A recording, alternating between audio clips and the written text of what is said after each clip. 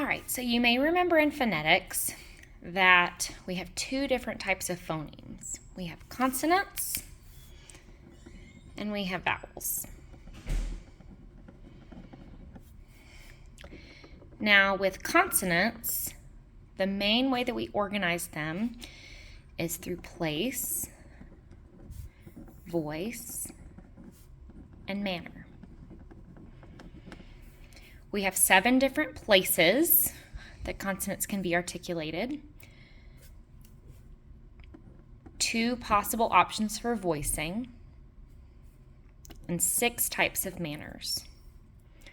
Now I'm going to point out really quickly, with voicing, we have voiced consonants like b, v, r, and we have voiceless consonants like t, s, sh.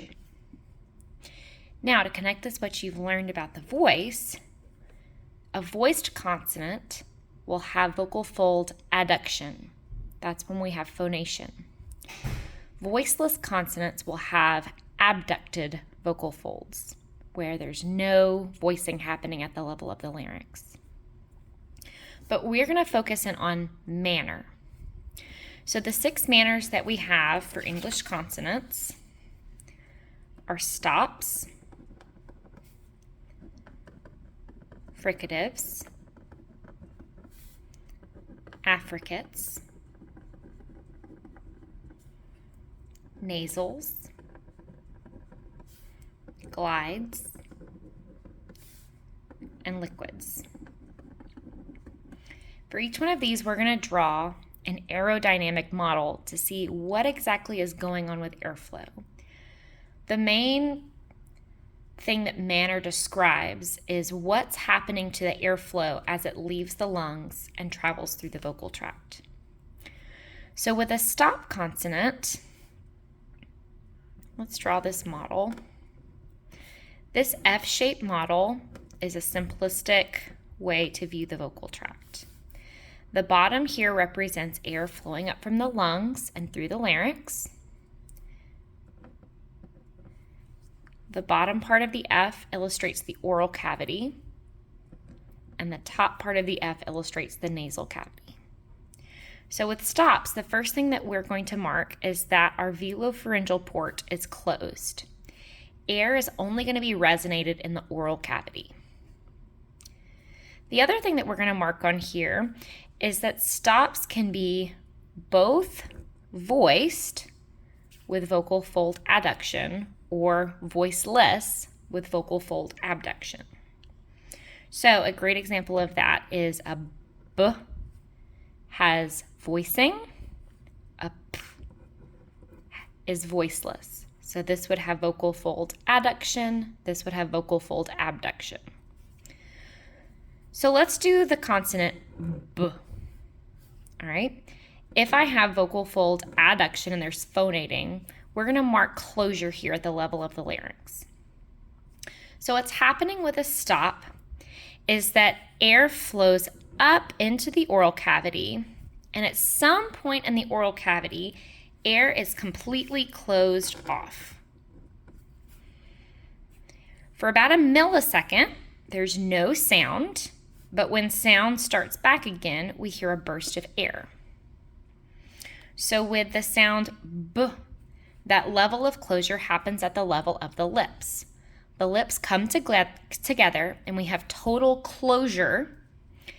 And like we've seen in other parts of the vocal tract, whenever there's a total closure, then air pressure builds up behind that closure.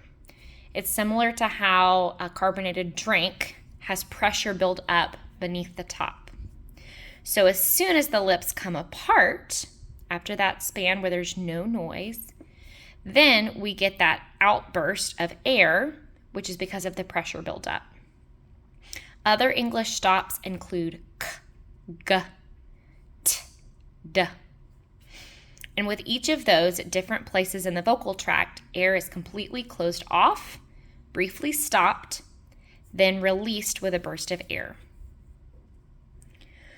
All right, let's do our fricatives next. Similar to stops, fricatives can be either voiced or voiceless. So a good example of a voiced stop is v, and an example of a voiceless stop is f. Now something to note is when we have voiced consonants, there's adduction at the level of the folds, then the voice is producing that complex periodic sound. And if you remember what we talked about periodic sound waves, they have a musical quality. So they can be tuned to a note on the piano. So with v, I can actually sing that to a pitch. V, v, v, v. F, a voiceless sound. All we hear there, since there's no voicing at the level of the folds, is aperiodic noise. So voiceless sounds like cannot be tuned because they're made up of aperiodic noise. So fricatives are also resonated in the oral cavity. So the VP port is going to be closed off. Now how fricatives are produced is they're continuous sounds. So they never stop. I can take a deep breath and articulate a fricative for as long as I have breath in my lungs. What makes a fricative though is there's a narrowing of the vocal tract. Somewhere within the vocal tract, structures get very, very close together without totally closing off. So if we were to visualize that, our vocal tract is a hollow tube, it's going to come down to this narrow point and air is going to flow through a skinny gap. What happens, and this is very similar to what happens during phonation, is when air gets compressed and narrowed and it has to travel through a constriction, the air particles travel with increased velocity. Unlike the vocal folds, the structures of the oral cavity are stiff enough that the negative pressure that occurs, we are able to overcome that negative pressure by the stiffness of our articulators and by the muscular effort that we're producing. So even though the air will increase in velocity and decrease in pressure, we're able to keep those structures stiff so that the edges don't suck up against each other and close. Whenever we have air going at a high velocity and it's all of a sudden having to go through this very narrow tube, the air gets noisy. It bounces off of all of those structures and we get that high-pitched, noisy sound. So that's what we're hearing with when air passes in that narrow gap between the lips and the teeth. We get that high-pitched sound of the air particles bouncing off of that narrow constriction. Other examples of English fricatives are going to be s, z, sh, zh. All right, now let's look at affricates. Affricates are also produced with a closed VP port, meaning that they're orally resonated.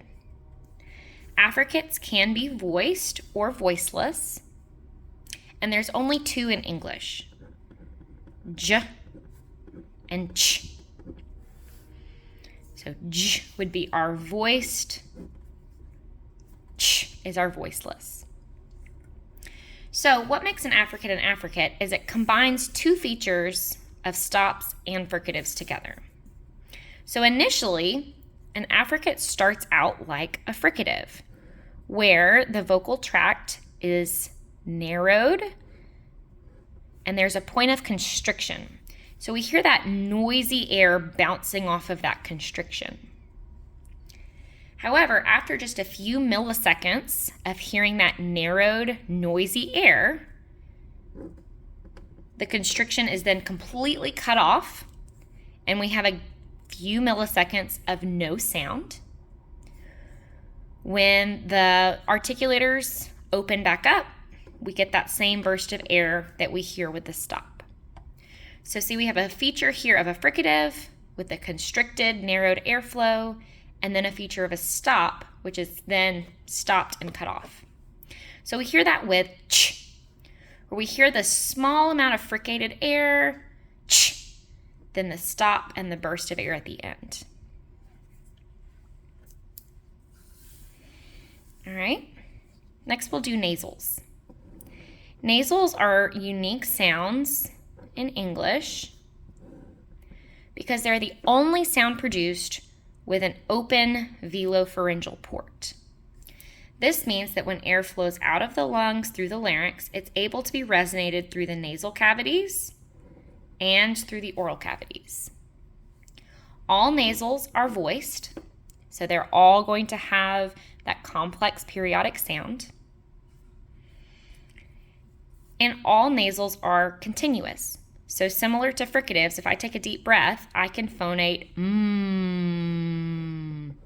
for as long as I have breath in my lungs. In English, we only have 3 nasal sounds. We have n, and ng, which we hear in ing type context. And what's really interesting about nasals, and we'll talk more about this when we get to spectrograms, is that when we look and draw pictures of the vocal tract, we often illustrate the nasal cavity as something that's full of open space. But in reality, the nasal cavity is full of tiny bones. It has the 3 nasal concha, it has the nasal septum, and it has a lot of surface area that allows the nose to humidify air, that it allows it to pick up particles from the environment. And so there's actually a lot of structures up in the nasal cavities. And that's why when we hear these sounds, one of the things that we hear is sound dampening. When air resonates up in the nasal cavities, it's bumping up against all of those structures, and they actually dampen the sound. All right, next let's go on to glides. For glides, we're actually going to draw 2 different aerodynamic models. And that's because by nature of a glide, their primary feature is that your vocal tract is gliding from one position to another. So with glides, our velopharyngeal port is going to be closed, so we only have orally resonated air. And all glides are voiced. The 2 glides that we have in English are going to be w and y. Now, if I was to draw out what's happening with the vocal tract, glides are produced with a relatively open vocal tract. But each of the consonant sounds has an onset and an end in order to finish the sound. So if I was to draw that, it's going to be characterized by either lengthening or changing the shape of the vocal tract. So consider w. When I articulate that sound, I start with lips rounded, w, but I end with lips retracted and jaw down, w. I actually have to open up my mouth and change the length and size of my vocal tract to articulate the sound. Let's consider y. Same thing. I start with my jaw in a relatively high position, y, but in order to finish the sound, I have to drop my jaw, yeah. So a glide by nature is this open, continuous sound, but it has a change in the shape or length of the vocal tract. It's gliding from one position to another. All right, our last category is liquids. Liquids, when we look at them in phonetics, we call them vowel-like sounds. Because similar to vowels, they're produced with a relatively open vocal tract. Now, relative to vowels, liquids have greater constriction than vowels, but they're still very open. They're produced with a closed velopharyngeal port and vocal fold adduction. All liquids are voiced. And really, the only way that they're different from vowels is that they have a small amount of constriction relative to vowels. So our two English liquid consonants are and l. Okay? Like fricatives, nasals, and glides, they're continuous sounds, meaning that I can take a breath and I can hold them out for a long breath. Nothing is stopping the airflow in a liquid sound. All right, and then last we're going to just draw a vowel diagram.